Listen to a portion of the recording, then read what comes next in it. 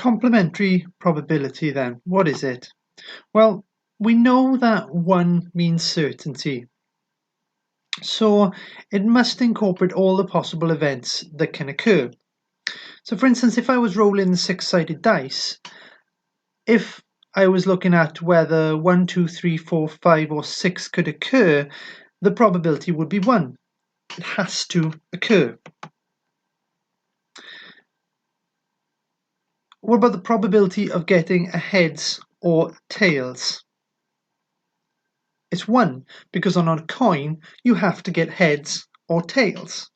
The probability of getting heads is a half, the probability of getting tails is a half, but the probability of getting a heads or a tails is 1. It's certain. If we've got 3 coloured tickets in a tub, red, blue and green, what's the probability of pulling out red, blue or green? Well, again, this is all the coloured tickets in the tub. This is all the tickets there are, so therefore it's certain. There is a probability of 1.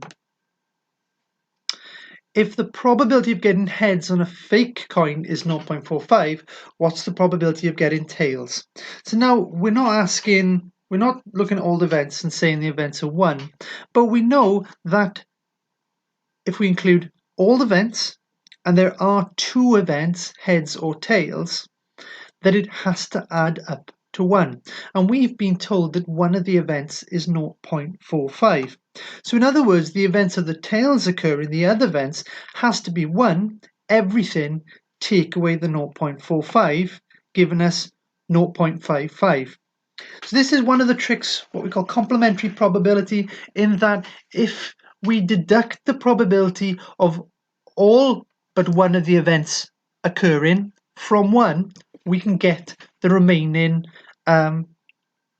probability of the remaining event. So in this case, there was only one other event apart from the one we were looking for, so we deducted the probability of that from 1, and we got 0.55.